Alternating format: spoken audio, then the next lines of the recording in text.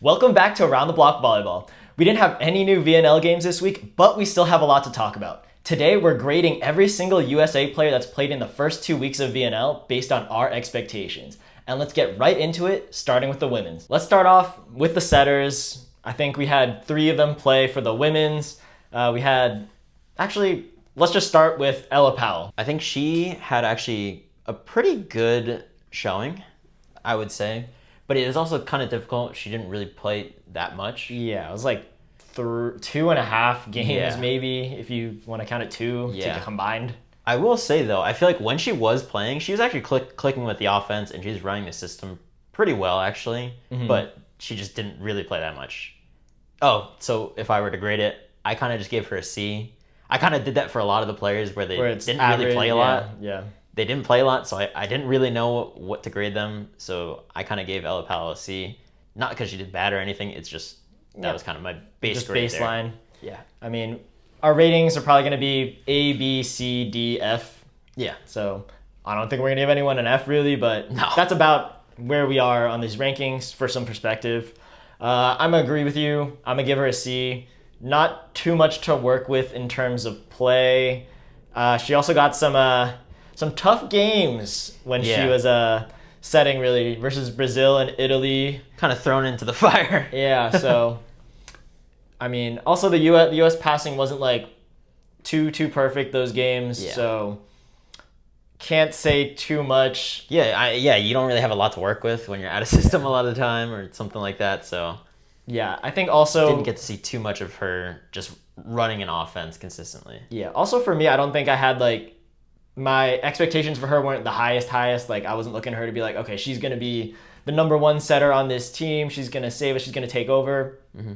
She played about where I thought. It was just some rough games that she got thrown into. Yeah. I think you could definitely see some of the experience that she had a little bit that I think helped just on figuring out like what she wanted to do and being decisive with the ball. But besides that, again, not really a lot of playing time. So to be fair, I think just a C here.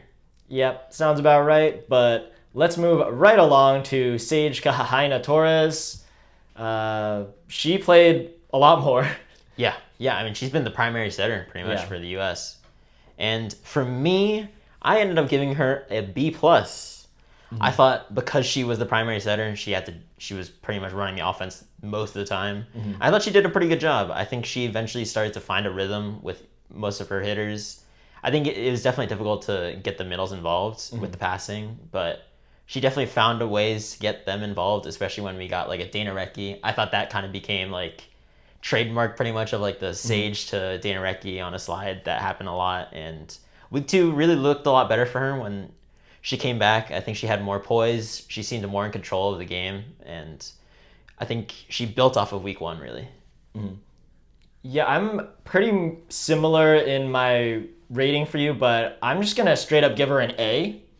I think this also partially has to do with my expectations coming from League One, where I thought her setting in League One was a little bit slower, not quite international level, because when you play at like international national team level, the pace has to be pretty fast. I didn't think the Texas team was running things too fast, but I think she adapted pretty fast into that. Texas team. Austin. Yeah, whatever. Same thing, but I think, she exceeded my expectations by a lot, but that might also be because my expectations were lowered just because of how the Austin team was running their offense in League One. Yeah, I mean, honestly, I think that's pretty fair. I feel like also understanding the setter position for this VNL was kind of in flux. We didn't really know who was going to be setting a lot, especially with Jordan Poulter. She hasn't played until she's going to be in week 3. Mm-hmm. So, I could meet you like an A-. I feel like I'd be okay with that. I think something like that makes sense for the amount of playing time that she had. And then I thought she did pretty well. Yeah, I think she did really well. And I think it also is just that combination of me. I probably had lower expectations for her than you did. So yeah, but all in all, she did play really well. So yep, A- maybe. Yep. And then let's move on to our third setter. Really didn't play too much. We have Rachel Fairbanks. I think she just subbed in for like 2 games. Yeah, there was times where I feel like she kind of just went in, like they would kind of run a 6-2, but they would just do it in a rotation. Mm-hmm. And then she would set a little bit. But besides that, yeah, she really didn't play that much. Yeah, and then the other games, I think mainly she's being brought along as kind of like to watch the games and just learn, be part of that gym. Yeah, and I'm still not sure if she's fully healthy yet or if she's just, there's a lot of rust still from she had the injury during the League One season, and she already played like a long college season as well. So there's that too. So I don't know, like I'm not sure if she's 100%, but yeah, I mean that was kind of the part where I kind of struggled with grading it because she didn't play that much either. Yeah, for my grading, I gave her a B- because I'm just surprised she played. I thought she was gonna be kind of in that role where it's I'm just here to learn, like I'm just here part of the gym. I didn't even know they're gonna bring her along, honestly. So I think just her getting some playing time and touches at this level, pretty good. Yeah, I think it's important for her in like the practice gym because I'm a believer. I think Rachel Fairbanks can definitely make the jump. But yeah, I mean she played so much this past year and she came off an injury. And again, I kind of just did the same thing. Didn't play that much. I just gave them just a flat C. Yep, fair. Yeah, nothing against her, just flat C. That's just how it was. All right, now let's move on to a much more fun position. Let's move on to the outsides where we got a lot of playing time amongst our few here. Let's start off with Sarah Franklin. I think she kind of set like a gold standard for how the outsides were going to play. And I think she was definitely the most consistent throughout all of her playing. Yeah. So I actually ended up giving her an A-. I thought the only thing that kind of held me back from giving her that A was probably some of the aggressive swings didn't happen in week 1, where week 2 she stepped it up. She was super aggressive and she was really efficient. So I definitely felt good about giving her, it was like an A or A- here. Because, I mean, she's definitely been the best all around in like serve receive offensively and like serving. I feel like she's been the most consistent there. Yeah, I agree with pretty much most of your points. And again, I think we more had these differing expectations coming in. I gave her an A+. I thought that she was probably going to get like served a little bit off the court just because I know teams would be targeting her, but I also I saw the evolution of her attacking just throughout this entire VNL. I think she's been getting better every single week.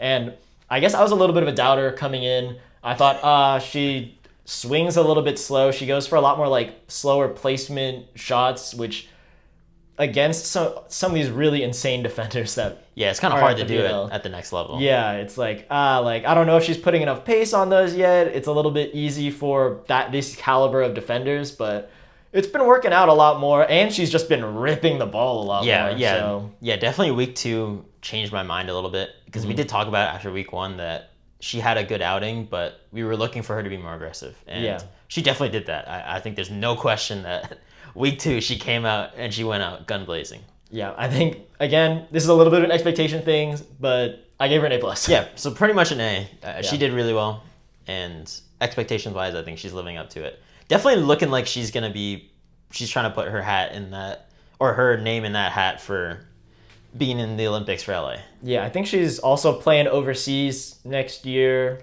I'm not exactly sure where. Probably one of the upper leagues, but looking for that tougher competition. Yeah, I mean, League One's improving, but if you want to play at the highest level, you still got to go elsewhere for now. Let's move on. We got Logan Eggleston next. Yeah, I think she had a pretty similar too. Like she actually ended up doing really well. She had some really good games too. So I ended up giving her, I have a B+ right now. I'm kind of leaning towards an A- as well, just because I think she's a little bit under Sarah Franklin, just because of, I think the passing was also difficult for her. But offensively, you know that she had the arm and the shoulder to do it. Yeah. And she's been living up to that, and that has not been an issue at the next level, where she's just ripping the ball. Yeah, I'm with you there on the B+. I think I really didn't know how her game was going to translate because in League One, good players, but not like we really have some insane blockers at the VNL. But she kind of held her own, and she's still getting kills. Not always like the most efficient, or sometimes she'll have like bad moments, but I think she's been rebounding off of those pretty well. And I can see that she's also there to learn, grow, improve. And yeah, I think she deserves the B+. I don't think she like fully exceeded my expectations. She wasn't like, oh shoot, she's like suddenly a super good passer or anything like that, but still pretty good. And that takes us to our last outside we're going to go through. We have Ronnie Jones-Perry. So this one was tough. She ended up being the captain, I think, for pretty much all the matches. I think, yeah, every single match, even though she didn't play in all of them. Yeah, but I think that was important, and I think she showed the experience that she had and like the leadership that goes with that. So to me, that's definitely important, and you're not going to see that in the games. That's just how it is. Yeah, it's tough. So I gave her a C+. I think she really hasn't done too much offensively. I think that's kind of been the problem so far. And especially, I think part of it is also me comparing her to her peers. I think Sarah Franklin and Logan Eggleston have done really well being super aggressive offensively, and they've kind of outshined how RJP was doing. Because she's definitely a really good hitter, but I think just in comparison, I think that those two have been doing better. I will say I think the positive for her is definitely her serve. I think that's been the biggest thing that she's been able to contribute on the court. Definitely helps. Where, I mean, she can get teams out of system a good amount of the time. So it's definitely a good change of pace when she's out there serving sub. Yeah, I think I pretty much agree. The biggest highlight of her skills were the serve. Yeah, just serve. I think I wanted to give her more like a C or maybe even C- because I think when I saw the rosters, not the full roster, but who was going for week 1, who was going for week 2, I already knew that we'd have a little bit of trouble on that serve receive, on that defense. And sure, we have a libero. We have our liberos there. That's always good, but you kind of want an outside that can pass to. I thought she was going to be able to step up and kind of take that role. She didn't really. So I think that she played a little bit more than I thought she would play, honestly, but not in quite the ways that I wanted, so I'm going to rock with like a C- here. Yeah, I think it was just a tough showing for her, so. Yeah, and I think every team, we kind of want like a good serve, receive, outside, at least one, and maybe it's just the expectations that I had from seeing the other outsides, but she didn't fully fulfill that for me. But now we can move on to the middles, and to start us off, we have Breonna Butler. Yeah, I think she actually did pretty well in my eyes. I kind of gave her a B here. It's kind of difficult to grade her. I think she only played like 3 games. Yeah. But it was pretty consistent on being able to block pretty well and have a good efficient offense with her. So I thought the experience definitely showed for her. So I kind of ended up giving her a B here just because of the composure and the smart plays that she has, because you can definitely see that. I think I was a little bit more harsh, but it's also, I had greater expectations. I think I wanted to see kind of more the U.S. middle dominance that we kind of have, because she's a good middle blocker. Like, she plays in Italy, high level. I expected a lot. I mean, it's tough, but I gave her just a C+. I think she played pretty well, about my expectations. I guess a little bit better offensively than I expected. I was expecting more the blocking defense type things, but yeah, just a little bit better than I expected. But I think I just also had lofty expectations because the U.S., we normally have pretty good middle play. Yeah. I think to me, I just considered the fact that she didn't really play that much. Like, I feel like it's kind of tough. Yeah. Rhythm-wise. And also it's like, it's very team dependent on how your team is passing, and it's ultimately like the setter's choice, especially for a middle. So I thought it was a little tough for that, so I still ended up giving her a B, maybe like a B-. It's tough as a middle, I feel like. Yeah, sounds about right. But now we have a big one. We have a big player. We have Dana Rettke. Yeah, to me it was kind of similar. I kind of looked at her in the same vein where I had some bigger expectations for Dana Rettke just because, you know, she came off of being with the Olympic team last year, and she didn't play that much in those games, but I thought she got the experience. She ended up playing overseas, and it was good. But we want to see how she can translate. So all of that being said, I ended up just giving her a B as well. I thought she did pretty decent. I thought at the beginning she didn't look great, but then she started to find her rhythm. And I think it was definitely setter dependent there. Yeah. Where it's finding the connection, especially with her slide. And I think once she got that connection with Sage, I thought you could see the slide was super effective even at this level. I think the thing that was holding me back from putting her higher was sometimes the blocking. I think the lateral speed was definitely something that was a question going into her making the jump into the USA team. Yeah. I think that was already in question. Yeah. But hey, when she gets her feet there, she is putting balls down. So she just has to be able to get there first. Yeah. But when she does, she's been blocking pretty well. So I end up giving her a B. Yeah, kind of off that point, actually, I guess I still had different expectations, but I give her a B+. Just, I thought that her foot speed, her lateral movement was faster than I expected by like a good margin, because I mean, maybe I'm just remembering from a lot longer ago, but like college, I guess. Yeah, it's hard like, to see, right? It's hard to see because we haven't seen her play since college, pretty much. With how fast the pace of the game is when you move into professional, when you move into national team, I thought, I really thought she was going to get outpaced most of the time, and I think to start off her professional career, she kind of was. Yeah. But now I can really see those improvements, and I'm just happy seeing her play this well. I'm very pleased. So I gave her a B+. I think she's moving a lot better than I expected. So I think she deserves that. Yeah, I think she's showing that she can make the jump. So yeah, B+. I rock with that.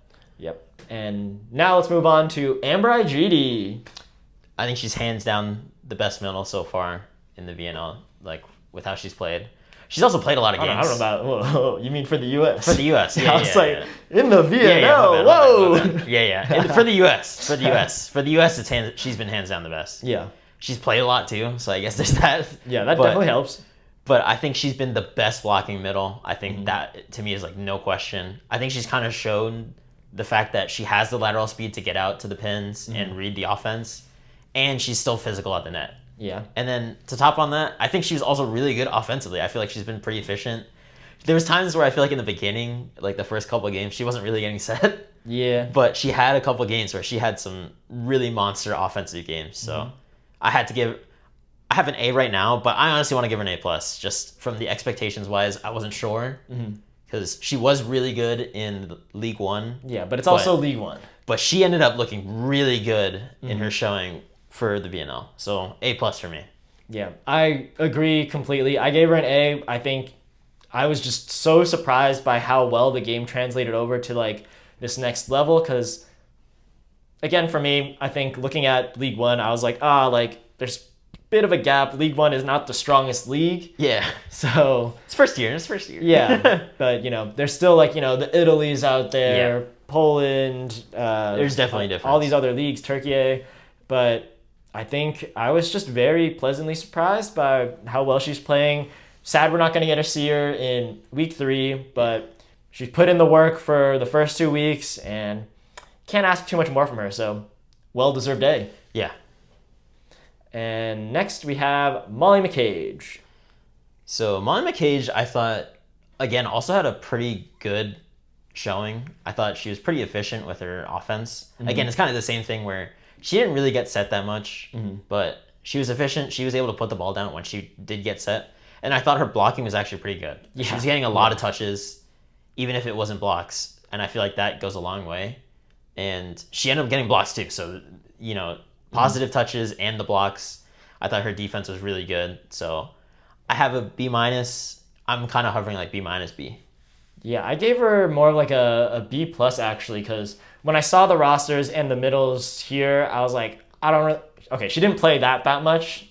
She played, 4 games? Yeah. But I think I just didn't expect her to play all that much overall. So when I saw her, I thought she already looked really good. I was like, she's playing. This is pretty good.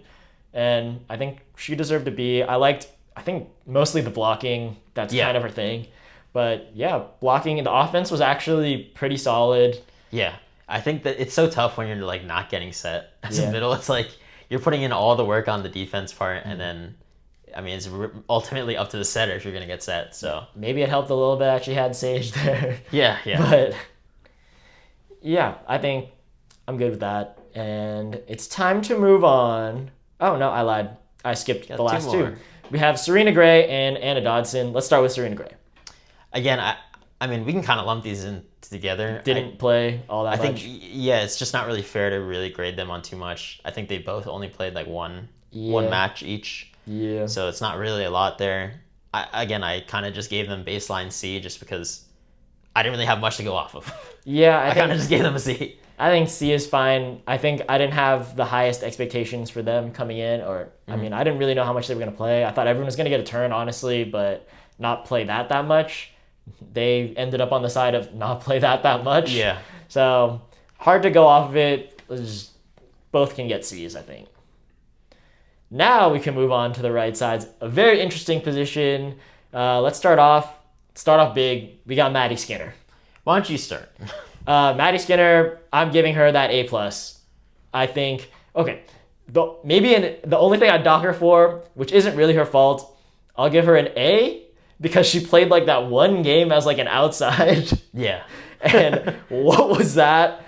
I mean, they were testing it out. I wanted to test see the waters out. I was okay with seeing it. I kind of wanted to see it, but if we knew how it was going to work out, maybe don't do that. So hey, but there's I agree though. There's like that little inkling in me where it's like, hey, if it does work, it would be kind of lit. It could go crazy. Yeah, it would be kind of sick to see her as an outside. It didn't work. Yeah, it's hard. She basically got like served off the court. Yeah. But then we got it straight. Yeah. She went to the right side and then she's been unstoppable. Yeah, I think I was surprised because they were bringing in other right sides as well. I was like, I don't know if she's going to be able to establish herself, compared to players who have been playing right side basically their entire careers versus her who just went in League One. Yeah, I'm going to play right side. And it worked out perfectly. I did not expect her to be this dominant. I didn't know how well her game was going to transfer over to the national team level, but yeah, dang, it did. Yeah, she hasn't struggled too much, honestly, and that's pretty crazy because this is her second VNL, right? This is the second one because she went to the one last year. Yeah, I don't know if she I don't know if she played, but she barely played. But she went to that one. That's all I know. Yeah. But yeah, I agree. I think A+ here, just because, man, I mean, she's pretty much filling out that role of like a dominant right side. Again, she's not at the level of the best players in the world. She's not playing like Paola Gonu. Yeah, she's not up there. Like but Vargas. Hey, she's filling that role right now, and she literally just graduated college. Yeah. So I feel pretty good about her trajectory here, where if she's already coming out as a really good right side, a really good offensive piece, I think that gives even more confidence for the U.S. as they grow, especially 3 years from now. I don't know what she's going to look like if she's already this good. Yeah. And, she just has that much more room to grow. I feel like it helps that she's so physical at the net. I feel like that's been something that it's kind of like you would question, like, oh, how would that look in League One? That was not a problem if she was the most physically dominant player. Big block. And then the same thing has happened in the VNL so far, where it hasn't not really been that much of a problem. I think her errors have definitely gone up. But the defense is better, the block is better, so that's just how it is. I don't mind that. That is just part of the learning curve playing at the higher level. And in general, just at the higher level, there will be more balls picked up and just force you to make more errors. Yeah. But one thing that for sure why I gave her that A+ initially is just that back row attack is freaking crispy. Oh, dude, I'm serious. Unreal. This is why, and this is me ranting, but I have to get this off because I always have to do this. This is what bothered me so much about Texas last year, was that she wasn't playing back row to hit the bic. Yeah. You see her hit the bic against professional team or pro teams, international teams, and she is still getting kills. Yeah. That's why I was like, I feel like she's so good, you have to just keep her on the court just because of that reason. If she can't pass that well, it doesn't matter because she can still score. Yeah, let her figure it out because just put the ball up for her. If she misses a dig, she's going to get the ball right back and get the point back with a kill. Yeah. No, so that was A+ for me for Maddie Skinner. She's been the go-to hitter, and she's lived up to it. Yep, just keep her on that right side. We don't need to see the outside anymore, I think. That's okay. Yeah, I think she's just looked so good. It's fine. Yeah, also, I mean, we'll see week 3. Week 3, we're actually bringing in some strong right sides, but we'll see how it goes. Next, let's move on to Olivia Babcock. Didn't play. I think she played more that first week. Yeah. And to give her a rating, I think I'm pretty much at a C, just C flat. Maybe because she was, National Player of the Year. I had a little bit of. I knew it was a big jump from college to national team, but she's also a junior. yeah, I had some expectations, but being realistic, she did fine. Like nothing crazy good, nothing crazy bad. I was just in my heart, I really hoped to see something good, but she was just good, like solid. Yeah, I gave her a C+. I think I agree where you definitely could see the difference for her of like the level of play. Yeah. Her just trying to adjust to that higher level because, man, I mean, she's unstoppable in college. And you can see that there's definitely a different level here because, I mean, she's not doing that at this level, which is fine. Again, she's a rising junior. She's played 2 seasons of college ball. Yeah. So there's nothing wrong with where she's at right now, but you can just tell compared to the pros right now, there's still room to grow. So C+ for me. I think she did have some like good flashes where it's like, hey, she did some stuff like that in college too, and it translated over to this level. So it's just, can she do it consistently to me? Yeah, the gap is wide, but I guess maybe not that wide because she's still getting kills. Yeah. Let's move on to Logan Leidnicki. Another very young player for the U.S. She's in the same boat pretty much. Yeah. As Olivia Babcock, where I think she might be a junior too or senior now. Yeah. But she's a in little college older. though. Yeah. That's the main thing. So I gave her a B-. I thought she played a little bit more, and I think she did a little bit more with that playing time as well. I feel like, again, you can kind of see that she's adjusting to that higher level of play. So scoring is a lot harder for her. She has more errors now when she's taking her swings. But she's been pretty solid on the right side. I think it's just the amount of errors were kind of holding back the kills. Yeah, I just gave her also a C for this. Again, I didn't expect too much, and she put on like solid performances, but I think it's also when I see that Maddie Skinner is playing, I'm like, You can tell there's a difference. The game is very different coming from the two sides, so she played pretty well, but I don't know if I can give her like too much just when I see kind of the gap in level of play of her to her peers. Like, it could have been a little bit better. I do think she's a little bit older than Olivia Babcock, so I don't know. I mean, it's not that big of a deal, but like C+. I think she did a little bit better than I expected because, again, lower expectations, but I also don't think she did outstanding. But that takes us on to libero time. We're gonna start off. We have Zoe Jarvis, who played week 1, I believe. Yeah. And not that much week 1, I think. No, I think she might have only played in 1 match. Yeah.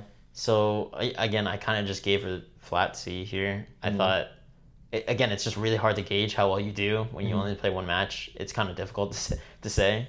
I thought her serve receive was okay. I think the defense was better, though, where she was able to get some good touches and some good plays. But, yeah, I mean, there's not a lot to go off of. Yep, not a lot to go off of. She played in a hard match against Brazil, so that's tough. Yeah, I'm in the same boat with the C. I guess it's hard to just judge off of 1 game when you're playing against one of the best teams in the tournament. So, yeah, let's just move on. Next, we have Morgan Hentz. She's the one who's really playing like most of the games. Yeah. So for her, I think my rating,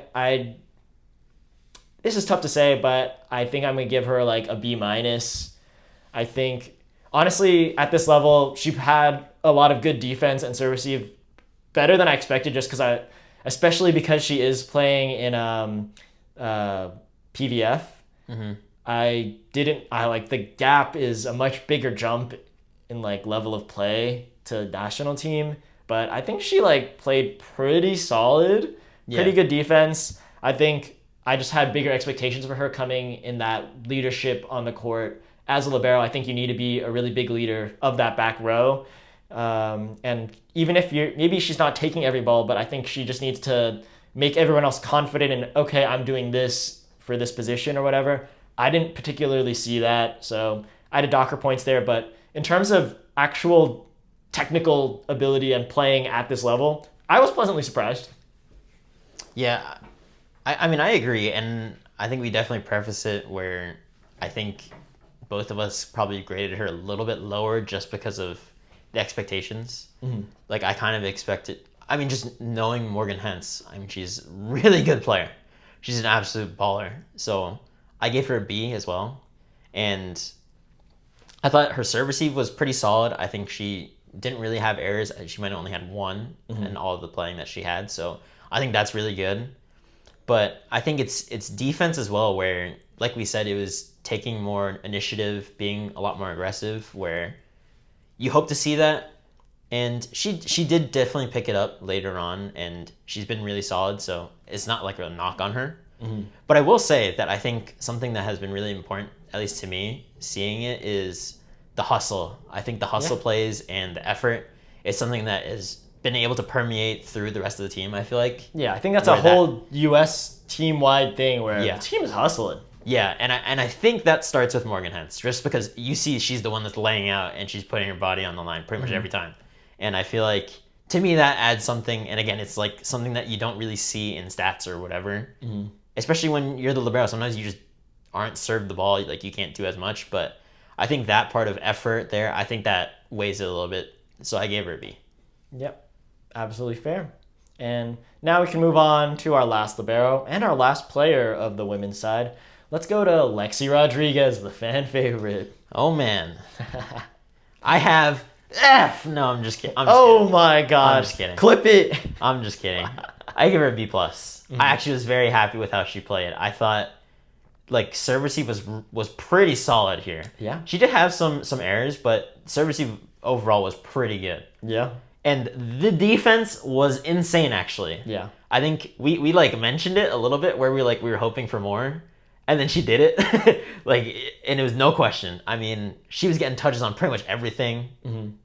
And, like, there was, like, a rare ball that she wouldn't get a touch on, and that was kind of it. But she was diming up everything. It was crazy. I mean, it's pretty much Lexi Rodriguez and what you would expect from her.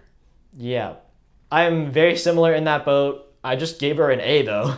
Because I was surprised, especially because we didn't see her play in League One. To me, it's like, oh, we're really just making that jump from college straight into international with maybe, like, she played, like, the last 4 weeks of League One, maybe. Yeah, she didn't even... And let's be real, she didn't really play that much in League One. Yeah, it's like, she was a DS, but honestly, with the way that league was, she kind of saw her go in and out real quick. Yeah, I mean, no big deal. She was just behind the Olympic libero for the U.S. Yeah, so, I had much lower expectations after being like, we just haven't seen her play against hitters this good, but she can hold her own.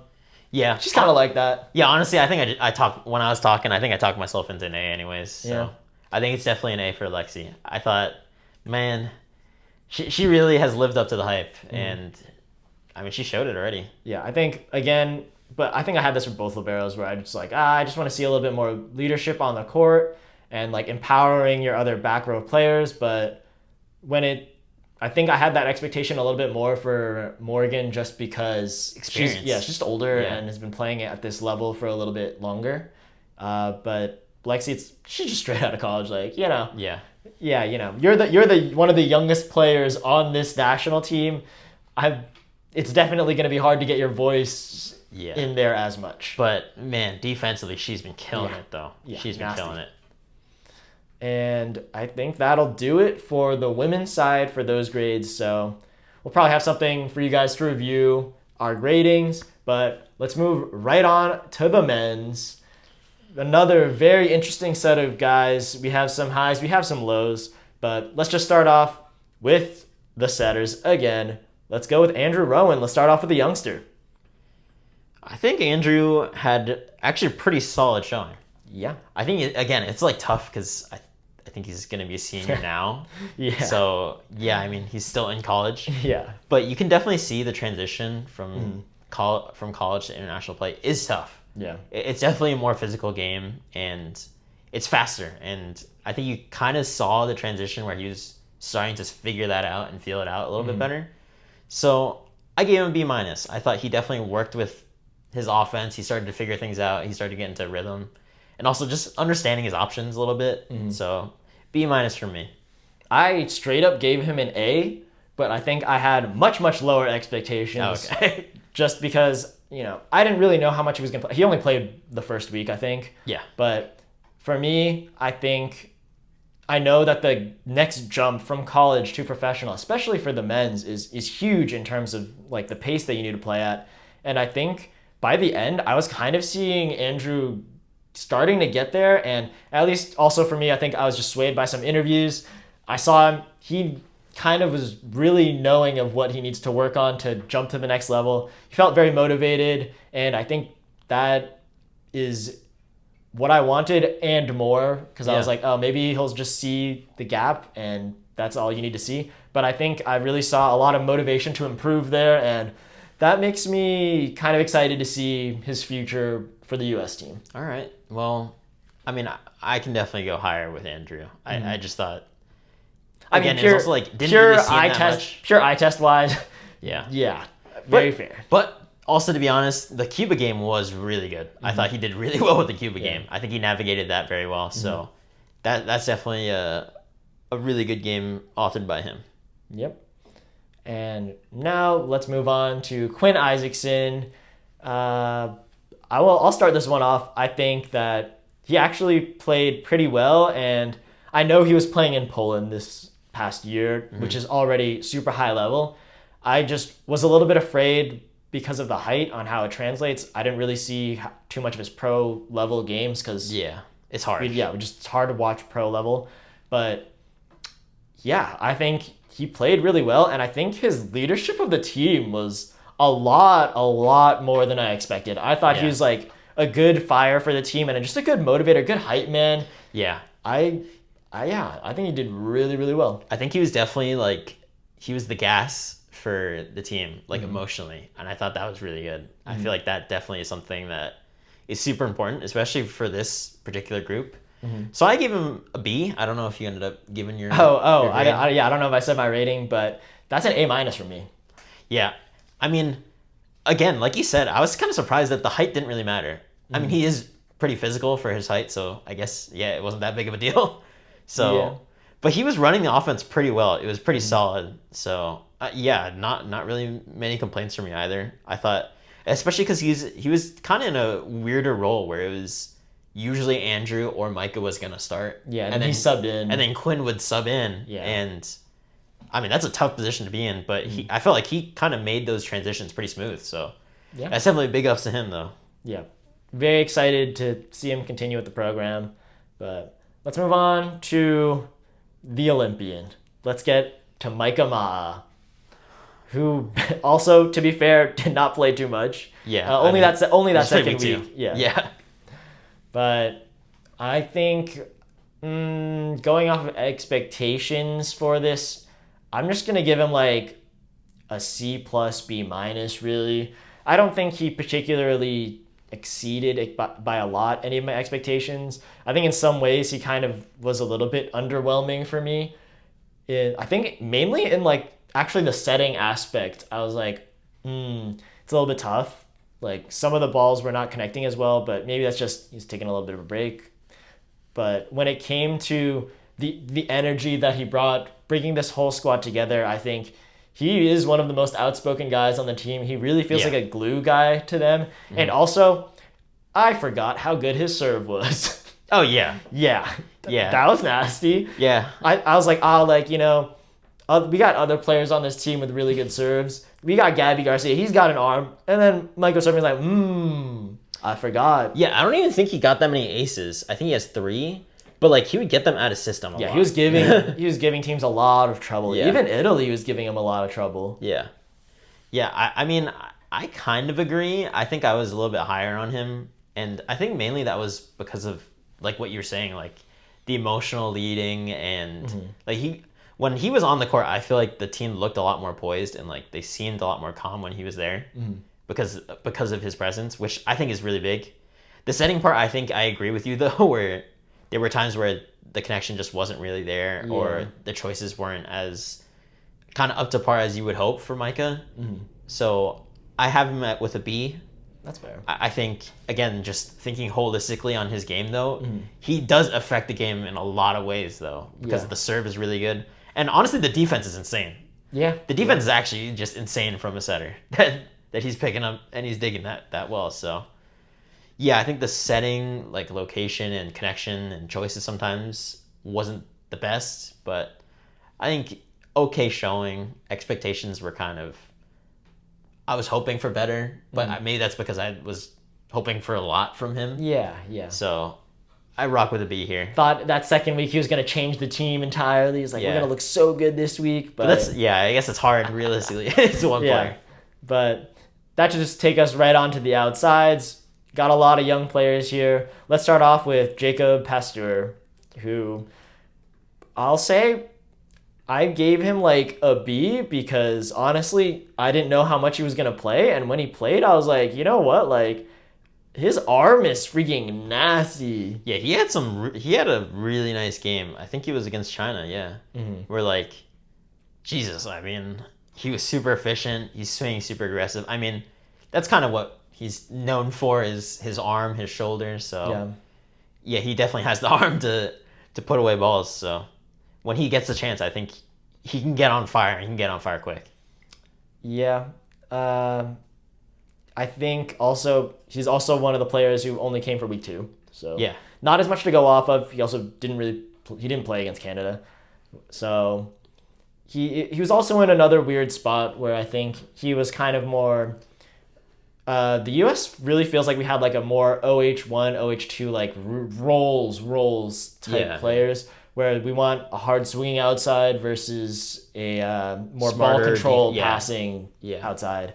And I think Jacob Pasteur kind of fell into that OH1 role where we want him to be swinging hard, more offensive, and he can take a little bit less of the defensive role.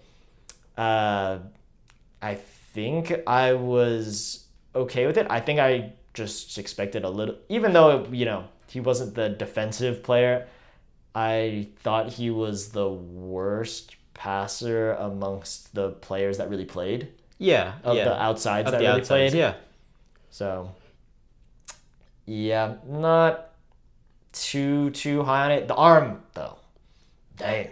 Yeah, I mean, I think purely based off of, like, his situation and, like, the time that he was, like, the playing time that he got, I kind of give him, like, a B-. Like, it was pretty decent with, like, his offensive was, like, really nice. Yeah. Especially because that's his role, and he was doing it. Yeah. So I feel like, to me, expectations-wise, like, that kind of was pretty good.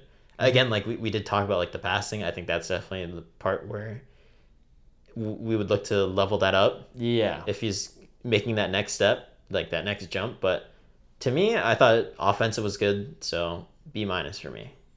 Yeah, I honestly gave him. I talked a lot poorly from that, but I gave him a B.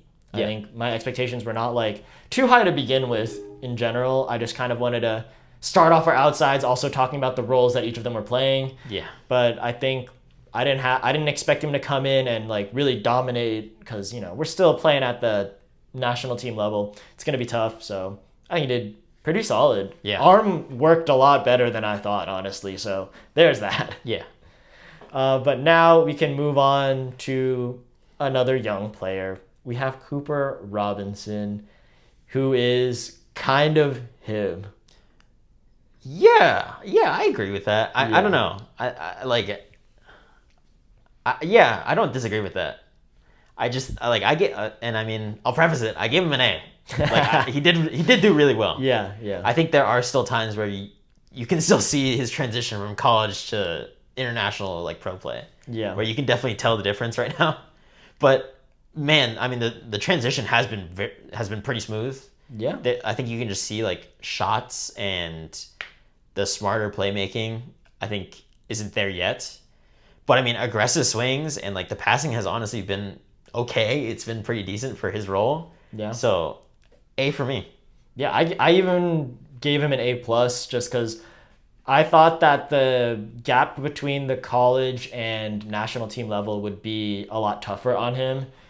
Like, I really didn't I expected some really bad games, and he had some rough ones, but not as bad as I really thought or expected. Yeah. And he played in every single game. So I think he's just showing that he's that next guy for the US. Like, truly, I believe that. I wasn't fully a believer before. I thought, like, he'll probably try and fight his way onto that roster. I'm fully expecting him to see him on the Olympics roster now. Yeah. So I think he is him. He is the future. That's an A+ grade for me. Yeah, I guess that's true. I mean, he's definitely the future of USA volleyball for the men's. I think he's kind of cemented that now, especially with week 2. And it really shows when he's having, like, overall, like, good games, too. Like, his serve has been really good, actually. Obviously, the errors are still high, but that's pretty much everyone. I think he's having lapses, like, but we expected that. Yeah. But he's gotten some aces, too. So he's actually been serving pretty decent, too. So, yeah. Yeah, Cooper Robinson has definitely made the transition a lot easier than I feel like it would have been. I think, in general, our expectation, like, he had aspects to his game that were not as great, but I think the expectations were for him to struggle a lot more. I mean, I'll say he is struggling on the blocking. We've had him caught out a couple of times just because the game is so fast and it's ran so differently from the collegiate men's level. Yeah. But I think that's already built into our expectations, so we are not docking him for that, even though, I know a lot of people are like, could be better, all these things. Everyone's always looking for the negatives to talk about, but I think looking strictly at our expectations coming in, because I know you guys didn't have high expectations for him like that, I think he exceeded them by a ton. I'm going to be honest, that kind of bothers me. I mean, there's definitely some haters for like the men's team right now. Yeah. But it's like, I mean, the women's team too. I mean, honestly, but I think that for the men's team, it's not warranted. There was a huge amount of changes going on. Like the team is very different, and it's a super young team, and it's not really fair if you're comparing them to the Olympic guys where they're all veterans. Like they've been on the Olympic team like 3 or 4 times, and you're comparing them to them. I just don't think that's fair. So reset your expectations. Cooper Robinson was definitely doing really well. Yeah, and agreed. he deserves the grades that we gave him for sure. Yep. But kind of stick with the young players. We're moving on. We have Nolan Flexen, who also didn't play much. No. Basically got like served, and I mean he also was just a sub for 2 of the games, but kind of was not able to hang as much as Cooper was as an outside, which I think. That's fine. Cooper, I think, to me, was the better player in college already. Yeah. And I think, that's about what we expected, but Nolan's there to learn. I mean, for him too. It's still really early on for him. So, I mean, the expectations aren't lower just because college to international play transition. It's really difficult. Just some of the other younger guys are making it look real easy. Yeah, I think... For me, I'm just giving him a C. Straight up what I expected. Honestly, I also didn't know how much he was going to play. I'm surprised he got like a start even. Yeah. So maybe that could bump him up to a C+ just for exceeding in that way. But he also he had some rougher outings. Yeah, I mean, he didn't really play that much. So C+ for me. Yeah, about right. But he's just starting. He's still really young. Yeah, and those are pretty much as I talked about the roles, those are more like the OH1s. Now let's move on to the OH2s. And let's start off with Ethan Champlin. Man, this guy's so fun to watch. That has nothing to do with grade. That's just me. He's so fun to watch, though. Yeah. Because I swear to God, he just comes in, he just gets onto the court, and he just does whatever you need. I feel like there's just random times where he subs into the game, and he makes instant impact. And, like, purely off of how he's like that and just how he's played, I feel like to me that's like a B+. That's like A- low key. So I've been really impressed. I mean, he really is that do it all. Defense, serving, serve, receive. He's doing all of it right now, and the offense has been holding up too. Yeah, I think I'm giving him just that straight B. I don't think anything that he did, maybe a little bit besides serving, like serving was one of the things that very much surprised me. Everything else kind of was around where I expected him to be, like, being more that ball control type of player, but up against international players where it's going to be a lot tougher to have that ball control. So he held his own like solidly well. I mean, again, expectations were not too high, but I think he played pretty well. Yeah. So I think straight B for him from me. And that takes us to our next player. We have Jordan Ewart, another OH2 style ball control type outside. Yeah, and he definitely had the most experience, and I feel like that showed. Yeah. For sure, where he was the most calm and he was hitting really smart shots. He was able to control the game a lot better and affect it in different ways.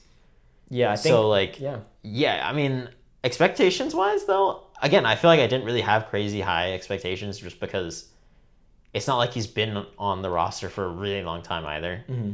But honestly, he did pretty well. I give him like an A- here. I actually did have expectations for him, and I think in some aspects he met them and in others he didn't. I gave him more of like a C+, really B-, because just the fact that he played at like the highest level for half the season this past season, being in Italy, and also I feel like he has just the way he plays the reputation of being a lot smarter of a player, like really being able to tool and wipe off of blocks like that. And we did see that. I just think it was inconsistent. So that's my only gripe with this play, was that it was a little bit more inconsistent than I expected. I felt like he had like some up moments, some down moments. He was playing all the time. He was fine. It's just sometimes he'd get subbed out because you're like, he's having a little bit of a rough patch. He'll work through it while he's on the bench watching for a little bit. He'll come back in. He'll play a little bit better then. But it's just that consistency that really stops him from getting a really good grade from me. Yeah. I will say I was hoping for a little bit better serving, though. I think that's probably, if anything, like the main thing that I would be looking at was just more consistent serving and like aggressive too. Yeah. Maybe not just consistent because he didn't commit too many errors, but just aggressive serving where we're still getting some aces. We're getting them out of system a good amount. I feel like that low-key applied to most of the U.S. in general, where things started to get a little iffy, especially at the end of the week 2 there. Yeah. It was getting tough. But let's move on to the middles. From the younger players, a little bit inexperienced players, we're moving on to a much more experienced player. Yeah. We have Jeff Jendrick. Yeah, I mean, Jeff was good. He didn't really play that much. I think he just didn't play that much. Yeah, I mean, he didn't play the first 3 games, I'm pretty sure, the first 3 matches, but yeah. And then the Canada game, he didn't play that much either, but I mean, with the time that he's had, I mean, he's showing, I mean, he's the experienced middle out there, and that is for sure. He does belong on that Olympic team. I think that's hands down. You can tell when he's on the court, he has that presence of a good, strong middle. So, I mean, pretty solid. I don't know. Like I feel like I didn't see too much of him, honestly. So, to me, it's like a B+. I think I'm gonna lean a little bit more towards that B side, just because we didn't really see him play, and I'm not sure exactly what that reasoning is, which is fine. I think what really brings him up, I think he met my expectations kind of average-wise in every other aspect, even maybe a little bit under in terms of just raw playing, because, we kind of want him to be that's our middle that's going to take over a little bit if we need him. Didn't fully do that, but I think what I liked out there, which I didn't really expect, maybe I should have, because, he does have that like middle academy with Dustin Wine and whatever. Yeah. But I think he was like taking good leadership over just the blocking aspect for the U.S., where he was holding people more accountable and kind of telling them, okay, this is what we need to be doing as that most experienced player in the middle. Yeah, I should have expected it. I didn't. When I saw him doing it, I was very happily surprised. Yeah, shout out that clip where Cooper left right side wide open. Yeah. He blocked on a middle, and then you see Jeff, like, the gears turning in his head. He was about to be super pissed. He's like, no, never mind. Let me relax. Held it together. Yeah, he's learning right now. He's the future. I got to just believe in the process. Yeah, let's figure out why that happened and what we're going to fix. I like that mentality from him, and I feel like a lot of that, I mean, obviously it's not coming from just Jeff, but I think in game he's helping these players make the adjustments And overall, I think I've seen better blocking as the 2 weeks have gone on from the U.S. in general. Yeah. So I'll attribute a good portion of that to Jeff and obviously the coaching staff. But yeah, I think he's helping players adjust a little bit better and making sure that they don't get too frustrated or anything with this blocking, because the jump is pretty big for a lot of them. Yeah. I think it is really good, though. I think he really is helping bridge that gap between the older middles from the previous Olympics and bringing that experience into these younger middles. Because, I mean, the middle group is pretty young right now. Yeah. So it's definitely really nice to see when Jeff is able to help bridge that gap. Mm-hmm. And now it's pretty much time to move on to all younger middles. Yeah. This one will start off a little bit more unfortunately, but let's talk about Shane Holdaway, who what was it, Achilles? Yeah. That Achilles injury. During the Canada game. Yeah, that was tough. Honestly, I really liked how he played against China. I thought he was starting to get his footing, honestly. Even at the beginning of that Canada game, I was like, you know what? Like, he's pretty legit. No, he was doing well in that Canada game. He was off to a really good start. Yeah, and then just the injury happened. Hopefully everything's going to go well with him, but yeah, it's hard to give him too much of a grade, honestly. I'm just giving an A+ for exceeding my expectations a lot for the limited time that he played, and I guess, putting his body on the line for Team USA. I Hope guess everything's well. I would give him an A+ in that respect, but in a real in a more realistic grading to me, I honestly would still give him. I think it's like a C+, B-, and I think that part of that is really the energy that he brings, and I think that, again, like we were kind of talking about, like the emotional battery of the team. I think Quinn and Kyle have been really important. Kyle D'Agostino, but I think Shane Holdaway kind of does it in a pretty. It's not. How do I put it?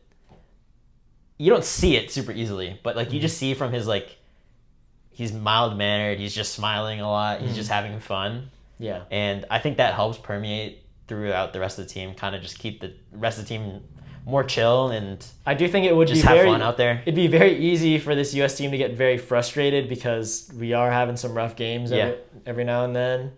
Even our wins, sometimes they're a little rougher games, but I think he did do a good job in that aspect. And and I think you can just tell from the way that all the other guys are talking about it and talking about him, where they hold him in a high regard. Yeah, that he's a really good guy and he's a really good teammate. So A+, A+ for Shane. Yep. Hope everything goes well with him. But it's time to move on to Patrick Gassman. Also did not really play. Yeah, didn't really play that much. I mean, I think he just had that game against Iran, and the highlight serve of winning the game. Woo! Straight up, I'm pretty sure he missed almost every single serve before that ace.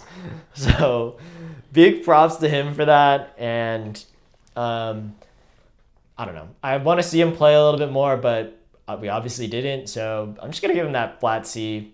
I also didn't have really too much expectations in the beginning.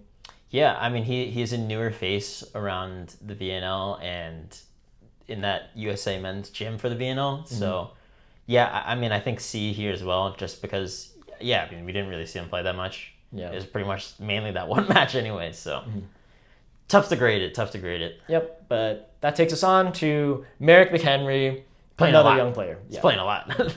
Complete opposite, where he played almost every single game. Yeah. Which, I'll start off, I gave him about a B. I think he exceeded my expectation. I don't think he's playing super, super dominant or anything. I don't think any of the U.S. middles are on par with any of the international middles that we're really seeing. Yeah. But I think what I've seen from Merrick that I really, really like is going in, I didn't really know if the blocking was going to be there just because things are so fast, and he hasn't been out of UCLA for that long. So I think him just adjusting to that speed, I saw it more as the weeks went on. So I was very, very happy about that. Yeah, he is the youngest middle that's played so far. Yeah, so I was very, very happy about how he was adjusting to the speed of the game. I think his blocking really came around more recently. I think he wasn't getting beat out as much as earlier on when he was playing, where I was like, ooh, like this is looking tough for us. Like we're really getting 1.5 blockers a lot of the time. But now I think it's a lot better. Sure, teams will obviously outpace us, but that's just the game that we play at men's volleyball. Yeah. I think I give him probably a B plus, honestly. I think expectations wise, it's not too much, but we did know Merrick for his dominance in college, and he is on the younger side. So I was excited to see how well he would play, especially at this level. And I thought he did really well. Out of the middles that played, I thought he was pretty consistent with how he was playing. So B plus for me. I was pretty impressed. Yep. And that takes us on to our last middle. And I think what your points kind of move on to this one for me, but we have Matthew Knigge, who honestly, I didn't have high expectations for him coming in. I didn't really know how much he was going to play, but he's been playing a lot, and I think he's been playing pretty well. I don't think I'm not sure how many of the games he started, maybe 1 or 2. He was a starter, but I think in all the games where he came in as a sub and the ones that he started, he played pretty good, like better than I expected. So I forget if I gave him that grade already, but I gave him a B plus. Yeah, I kind of agree too. I think he's in that B plus B range for me as well. Yeah. Like the blocking has actually been pretty consistent actually, which has been pretty nice. Surprising. And then offensively, I mean, he's had some pretty good games here and there. So yeah, I mean, I thought it was pretty good, and not really sure what we were going to expect from Matt Knigge, but he's been pretty solid. So B plus to me. Yeah, so that's pretty good for the rankings, for the middles. And now it's time for us to move on to a very, very interesting position for the U.S. We have the opposite. We have the right side. This has probably been the weirdest one. Yeah, and also the most interesting because Matt Anderson's actually still playing at the highest level, but we are looking to move on from Matt Anderson at some point. I'm pretty sure he's almost 40. I know. This guy can't be LeBron, right? There's no way. Yeah. So we do have to move on at some point, and the person that we're looking at first is Gabby Garcia, and I think he is poised as of right now to take that role because I gave him an A for my ranking. I think he did start off a little bit rougher, and I was a little bit of a Gabby Garcia doubter coming in. So I was like, man, this is kind of what I expected. I knew he was going to be good, but only in like short bursts. Oh, yeah. You mean like after week 1? Yeah. Well, even coming into the VNL expectations-wise, I was like we're probably going to see him be like the one to go to here, like one of the stars. But I was like, he's a little bit inconsistent. I don't really know how well he's going to play. Maybe it's just good for the U.S., but he's looked really, really good this past week. And I think even from interviews, I think that he has a good mentality going about how he wants to improve, how he's going about these games. So I really like what I'm seeing. I think also his serve is freaking nasty. Yeah, his serve has been doing really well. But yeah, I think he's doing really, really well. I forget if I gave him a grade already. He and May. Yeah. I was just making sure everyone knows I'm giving him that A because, yeah, I think he could be that future for us. I agree. I think I give him an A too. And a lot of it was the serving. I thought the serving was really consistent, like the pressure on the other teams. I thought that was really good. And then the attacking. I thought he's been super efficient, actually, which is it's crazy because it is really hard to do that on the right side when they're pretty much just going to key in on you. Yeah. As like they know that you're going to hit a lot. And I think that's kind of been the case for the U.S. team.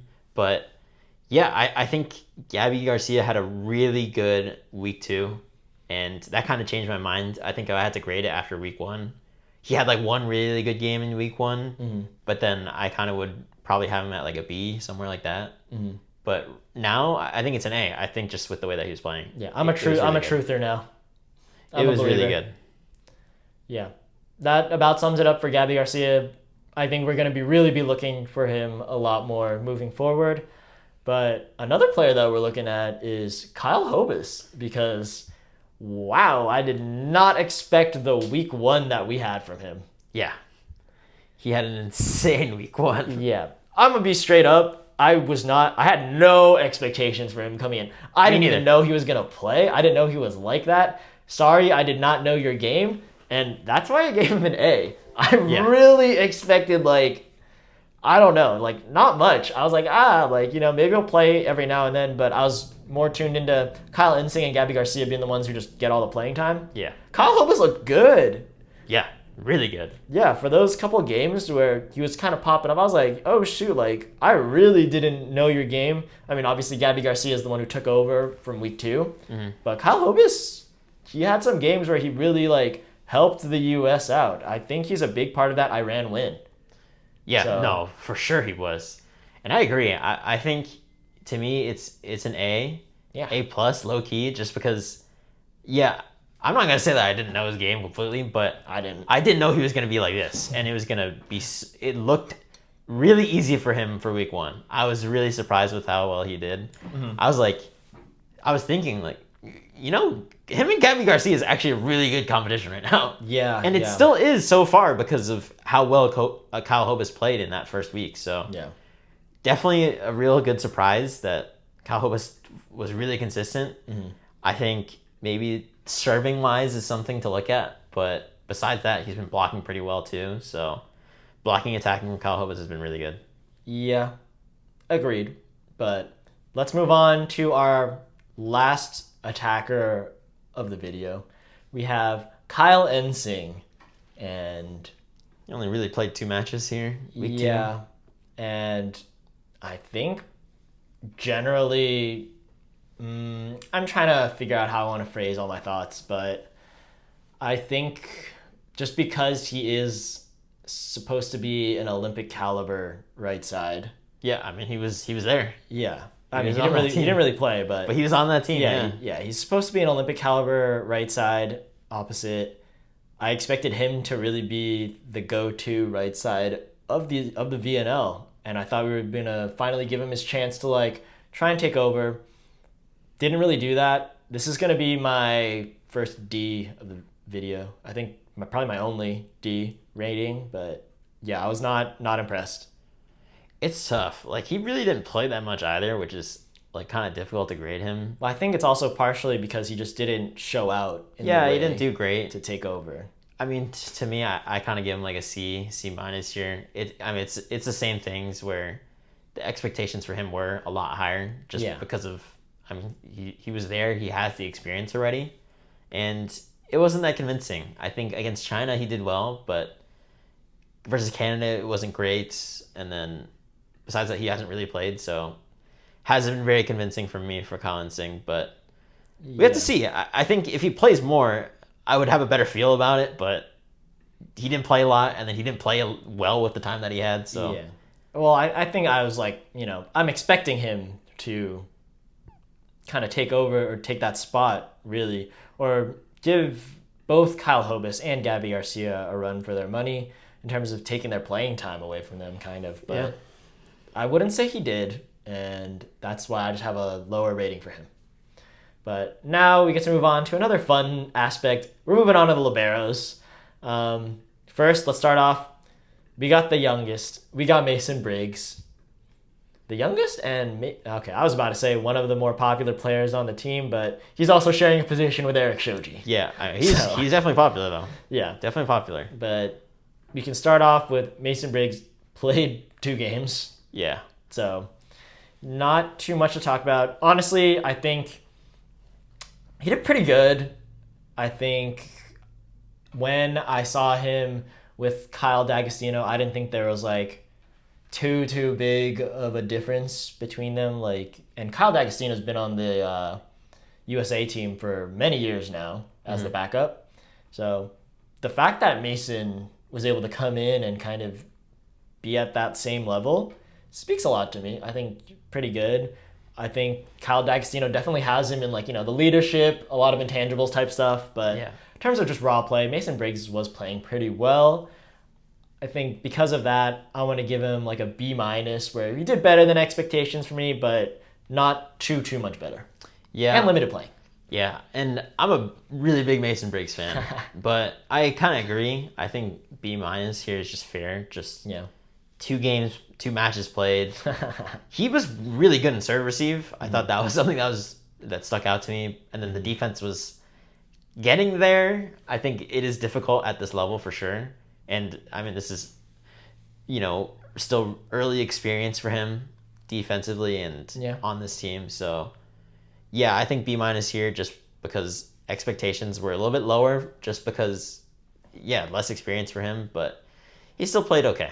Yeah, I mean, also, this is him playing at a national team level when, he just played his first year of pro this last season, and it was in, France, which is, a solid league for sure, but it's not, it's not Poland, it's not Italy, so pretty solid showing, but... And he didn't play that much. Didn't play that much, not too much to go off of, but it's probably for a good reason, but it's because we have Kyle D'Agostino,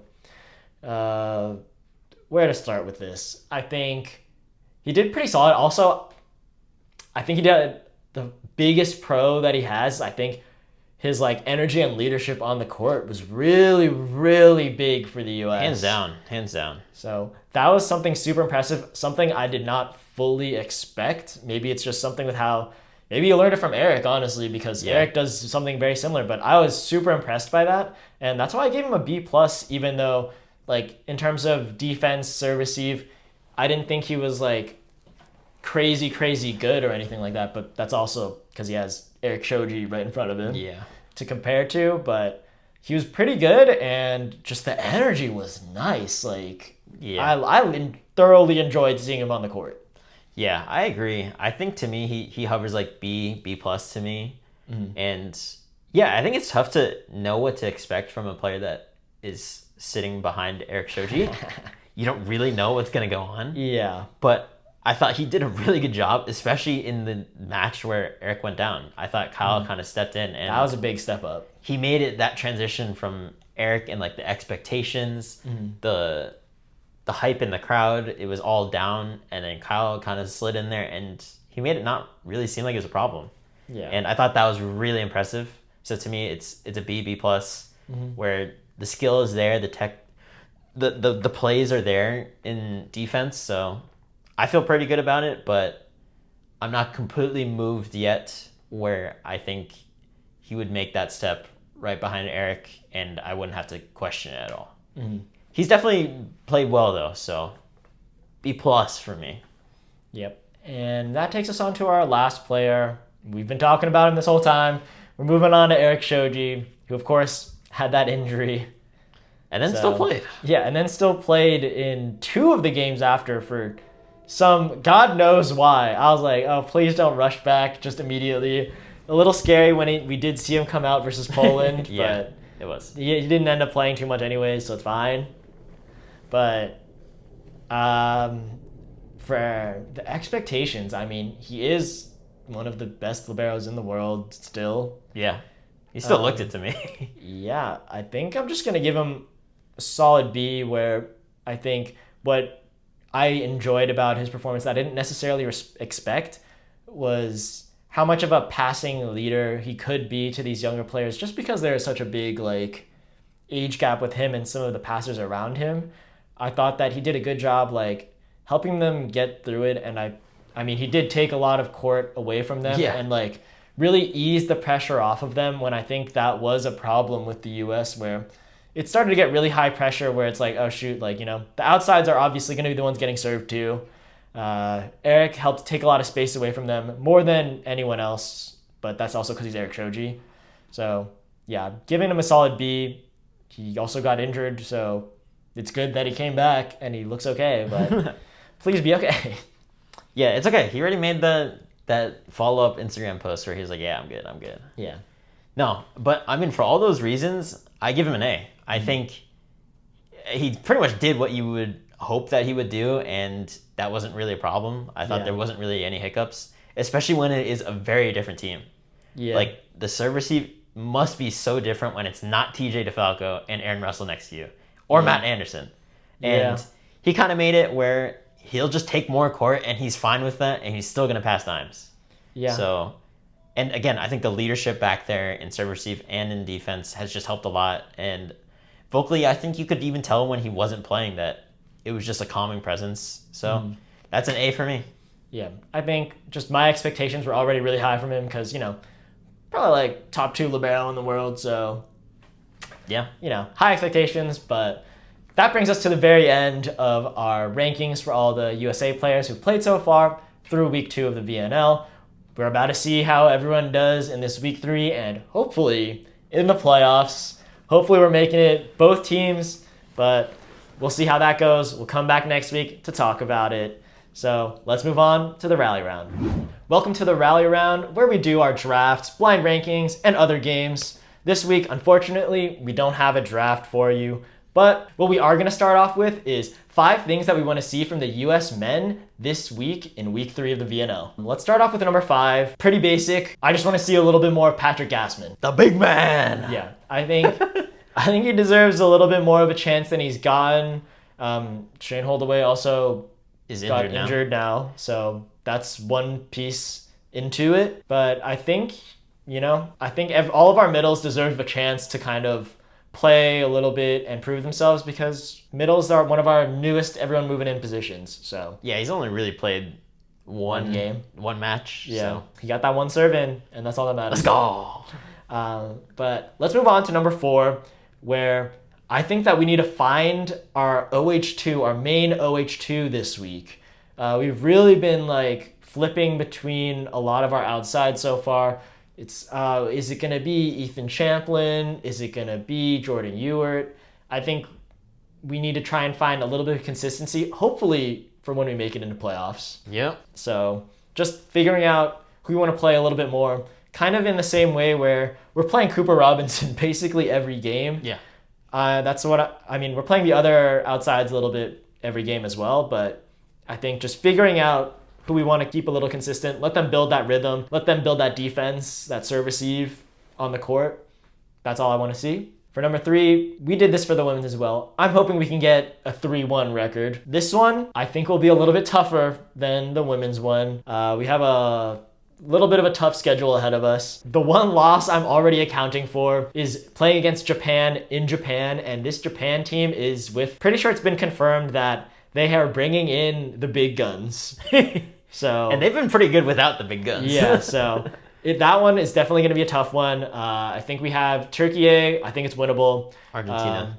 Argentina is the one where I'm also very iffy with because Argentina looks pretty solid as well. And then Germany, I think that's winnable as well. So I think bare minimum we go 2-2, but I really want that 3-1 just because I think that'll put us in playoff contention. We'll be right along that bottom stack of the playoffs. I think we are directly competing with Argentina actually, and Germany. Yeah, they're both Turkey close. is definitely at the bottom, right? Yeah, Turkey is at the bottom, but Germany, Argentina, those 2 teams, if we can pull off the wins against them, that could really put us in playoff picture. Yeah. And that's what I want. Now for number 2, let's see more Gabby Garcia high-level play.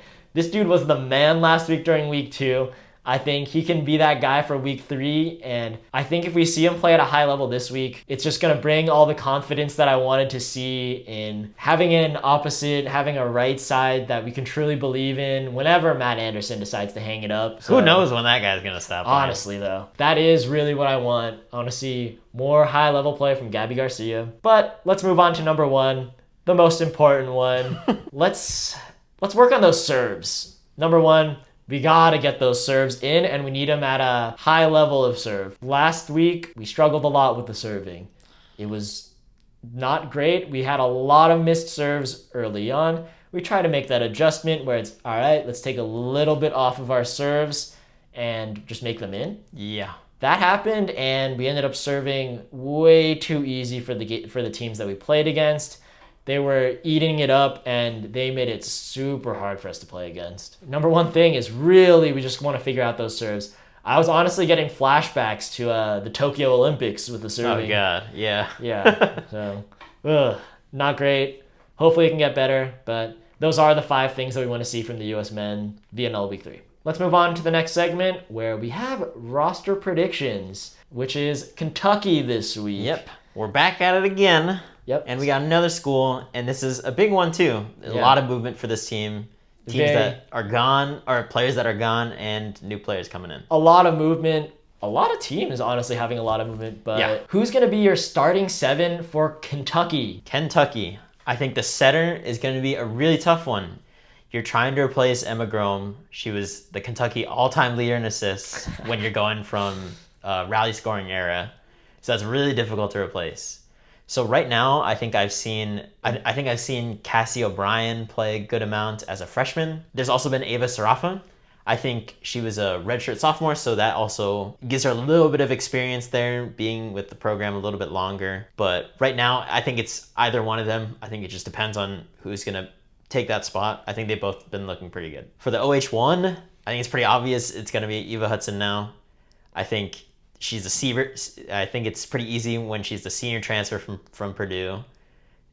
Might be, you can argue, like one of the biggest transfer portal pickups for sure. And then she was also the fastest in Purdue history to get 1,000 kills. So there's no question that she's a really good outside and that she can put the ball away. But she was also known to be able to do it at all. The OH2, again, is also really easy. It's Brooklyn DeLay, National Player of the Year finalist, SEC Player of the Year. She's a first-team All-American. All those things. And now you have Eva Hudson. I think you feel pretty good about your pins right now.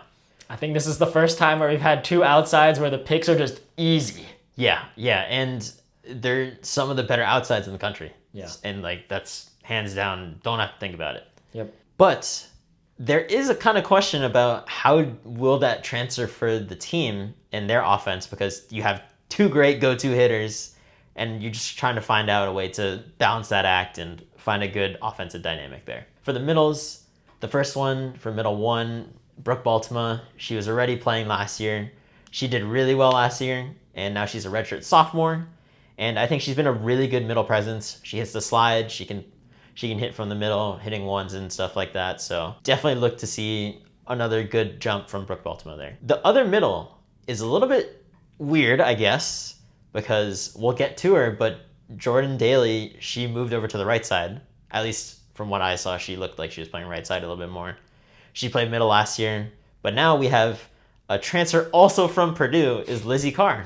And she didn't really play too much from Purdue, so maybe this is a spot for her to get a little bit more playing time, kind of expand on her role.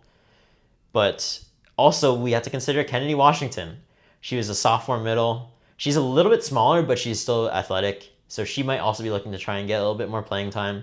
So I think the middle 2 here, there's going to be some competition for sure. And then the opposite, I think right now, I'm just going to say it's Jordan Daly, just from what I've seen. She moved from being a starting middle last year, and now she's playing as the right side. And why not? It has not been a problem so far, just being able to swing aggressively and get a good block on the outside. And we'll get to it. There's going to be a DS now that can fill that role for the back row. And then the libero is, again, really easy. Molly Tuzzo, she was one of my favorite liberos in the country. And she's going to continue to build on her last year where she kind of had a breakout season as the starting libero. And I feel like Kentucky has been known to have really good libs. And this is her kind of just building on that from last year. And then for the DS role that I was talking about for the right side, we have Molly Brezowitz. She was a junior transfer from Marquette. And I think she can kind of fill that role pretty easily, especially when you have an established libero. That you can pretty much have one that played libero last year. She can still fill a really good defensive role and play as the DS for the right side. I think Kentucky's going to look like a pretty good team here. I think you have to say that they should be in contention just because of the offensive power that they have now. I think you have to question maybe serve receive, how well can they do there, but defense, blocking, and I think their offense is definitely going to be there for sure. I mean, they definitely have one of the best outside duos in all of NCAA. Yeah. So that's something to look at for this Kentucky team. Now let's just move on to the next segment. Only one roster prediction this week. Now it's time to move on to the blind rankings, where we got some very interesting games today. All right. We're going to start off, we're moving back to the NCAA women's. The season's starting soon. We got like a month and a half before the first game, maybe a little bit less, but we're going to be starting off with them. Let's blind rank the NCAA women's off-season moves. Jesus, this is tough because it can go both ways. Yeah. Either it went really well or went really bad. Yeah, there are teams that lost a lot of players. Looking at you, Purdue. Okay. You can also take graduation into account here if you'd like, but let's see how it goes. So your first team we have is Texas. Ooh, that is tough. Where they are losing Maddie Skinner this offseason. Yeah. But they gained Tori Stafford, which is huge. Yeah, they did graduate a decent amount though. So it's up to you how you think they filled out the rest of that roster. It is like kind of low-key a good team still, which is kind of crazy. Yeah. But you do lose one of the best players. Yeah, and remember, this isn't taking into account the players that stayed. This is the moves that they made. Oh, yeah. I guess if we're just counting about the moves. Tori Stafford is a big signing, though. Yeah, Tori Stafford is huge to get. But then if I'm counting, bringing in the freshmen too. Yeah, take into account the freshmen as well. I'm pretty sure the freshmen that are coming in are insane. Mm-hmm. And you also got Ramsey Gary. That's a really solid other DS. Damn, this is tough. Yeah. Kari Spears, Abby Vanderwall. Damn. Okay. Yeah. Let me go 3. Okay. Solid, set the bar with a 3. Your next team is Louisville. Oh. Another very interesting one from them where they lost a lot of players, so they had to bring in a lot of players. They do have a top freshman incoming class. I think they were ranked number 4, the incoming class. I mean, Chloe Chacoin is a huge signing. Yeah. That is really good for them. But it is interesting because the rest of it is pretty similar. I mean, if you ask me, I might want to go... I might go 4. I'm going to go 4 just because it's hard to say about the freshman classes. It's always hard to gauge that. Yeah. You don't know the freshmen until you actually see them playing. Yeah, but Chloe Chacoin is a huge one to get, though. And your next team is Nebraska. So rather than players, their biggest offseason move was the coaching. Yeah, I know. The coaching is crazy, but then you also got Virginia Adriano, which is also pretty nasty too. Yeah. Right. I don't really know how well she's gonna play, but I'm pretty sure she's gonna be nasty. Yeah. And then the coaching changes. It's up to people. I'm sure Nebraska fans hate to see John Cook go, but you are getting pretty much the best replacement that you could hope for. Yeah. Because you also got Campbell Flynn. My God, she looks like she's competing for the setter spot right now. She's pushing Bergen Riley. Dare I do it? Try Sigler. Adriano. I'm going 1, man. I'm going 1. Oh my God. All right. That's a crazy move. No one transferred out. I know. That's actually huge. That's a big offseason for them. That's huge when you make such a big coaching move. Yeah. And there's nothing wrong with DBK. Coach DBK is insane. She's really good. But it is really tough to hold on to your players right now with the way that the transfer portal is. And the fact that they held on to everyone and they added a lot to it is really nice. Yeah, so that's very big. But let's move on to your next team. Next, we have Penn State. Ooh, damn. Their big signing, Kennedy Martin. Yeah, that is pretty nuts. Yeah. But they did lose. They have some big vacancies in their team. They did lose a lot. But Kennedy Martin is the best signing. So I'll put that at number 2 then. All right, that's at your number 2. That is tough for you then, because at your number 5, we have UCLA, the team that probably made the most transfer portal moves of any team. Yeah, that's true. I mean, UCLA, they just look like a completely different team now. They basically rebuilt their entire roster. Yeah. So that is a tough number 5. Ooh. There was just so many big moves in the transfer portal this season that there was a lot of good teams to put in. Yeah, I think I just slept on UCLA, to be honest. Yeah. Last year, I didn't think about them as much, also because it was Big Ten. Yeah. And that was their first season in the Big Ten. But yeah, their team is completely different now. Yep. And their team should look really nasty. I mean, they just did a full revamp of their roster, so that's a tough blind ranking. Yeah. Now let's move on to the next one where we're going back to the VNL. So we're going to do some jerseys now. We're getting into the drip. Let's see if we got it. So I'll have you blind rank these men's VNL jerseys. First, it's Argentina. Ooh, oh my God, I love the Argentina jerseys. It's like a soccer pseudo jersey kinda. Yeah, oh my God. Ah, man. But they got some nice ones. They have some really nice ones. No, Argentina has some nice jerseys, and I think maybe it's they've been good for a while, but I think especially just Messi in the just combining sports here. Messi just made that freaking Argentina blue so iconic, man. That's crazy. Messi's your GOAT? That's my GOAT. Like, you got this one, right? Like this one right here. Yeah. Oh, with the stripes. the blue and white stripes jersey. And then but then the other one is also like the white one, and then it has like the blue shorts. Like, that's pretty nice too. The baby blue. The blue has like the little flag thing. Yeah. Oh man. Oh gosh, I really, really like the Argentina jerseys. That's my 2. 2. Yeah, we'll start off 2. 2. We're going high to start off with. Yeah, dude, I love those jerseys so much. All right. Well. Also, Checo was also one of my favorite setters. So. Yeah. Heavy bias. Next, you have France, one of the best teams in the world, if not the best. God, France has good jerseys too. I think it's definitely up to someone's taste, though. Ooh, because some of them are like actually this have a lot of branding. This on it. one you pulled up. What is that? What are those shoulder things? Ugh. Oh, maybe I'm not a fan of France. There's what are this one? What are their other jerseys? Damn. I am thinking of the France of old. Ooh. Okay, now that I've taken a closer look, I'm putting the French jerseys at number 5. Not a fan of those shoulder things. The variant color on the shoulder. Yeah, no, that's not it for me. Yeah, I don't need to see any more. Even like those ones, still not it. The red one's not it. That's not it. Okay, that's not it. That's not all it. right. Those shoulder things are unbelievable. Yeah, Ugh. it throws it up. Ugh. Maybe like if it was at the edge of the short sleeve, something, but like on the shoulder. Ugh. Well, next we got the brothers, Bulgaria. Ooh, Bulgaria's jerseys. The white ones have a texture on them. Does have little on it, by the way, if that matters at all. The sponsor. That grocery store. They have green ones. Yeah, as the well. green ones are here.